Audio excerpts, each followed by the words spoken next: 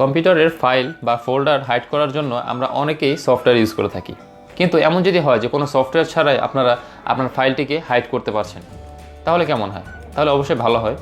হ্যাঁ বন্ধুরা, আমি আজকে আপনাদেরকে দেখাবো যে কীভাবে আপনারা আপনাদের যে কোনো ফোল্ডার, যে কোনো ফাইল হাইড করতে পারবেন কোনো সফটওয়্যার ছাড়াই। তো এর জন্য আমরা ইউজ করব সিএমডি। তো চলুন দেখা যাক কীভাবে আমরা আমাদের ফোল্ডার বা ফাইলগুলোকে হাইড করতে পারি সিএমডির মাধ্যমে।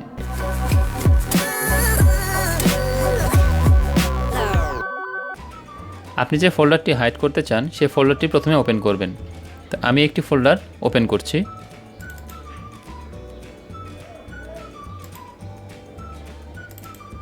এই ফোল্ডারটিকে আমরা হাইড করব। এই ফোল্ডারের ভিতরে কিছু পিকচার রয়েছে আমার, তো আমি এই ফোল্ডারটিকে আপনাদেরকে হাইড করে দেখাবো। সেজন্য আমরা এখানে ক্লিক করব। এই যে লোকেশনটা, ফাইলের যে লোকেশনটা, এই লোকেশনের উপর আমরা একটা ক্লিক করব।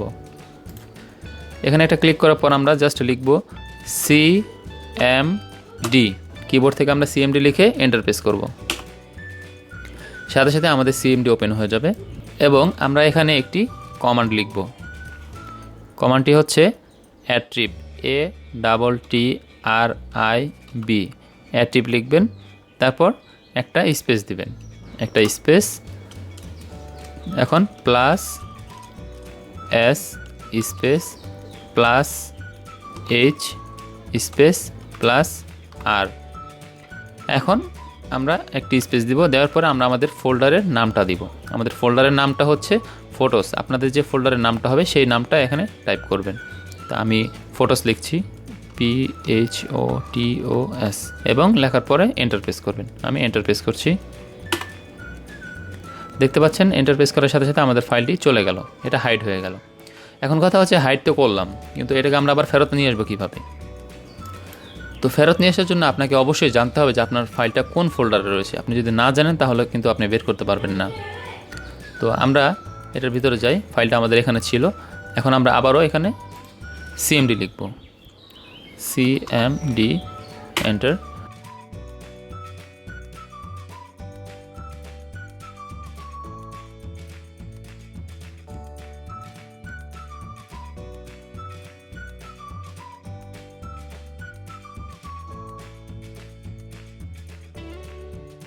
আমরা এখানে যে আমাদের অ্যাট্রিবটা দিলাম, space -S space -H space -R space আমাদের ফোল্ডারের নাম। আগে ছিল প্লাস প্লাস, এখন মাইনাস, তারপর এন্টার করছি। এন্টার করার সাথে সাথে দেখতে পাচ্ছেন আমাদের ফোল্ডারটা চলে এসেছে।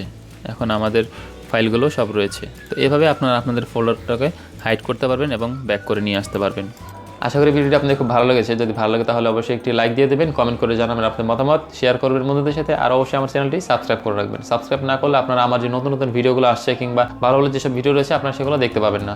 সো অবশ্যই সাবস্ক্রাইব করতে হবে। আজকের মতো এ পর্যন্তই। আল্লাহ হাফিজ।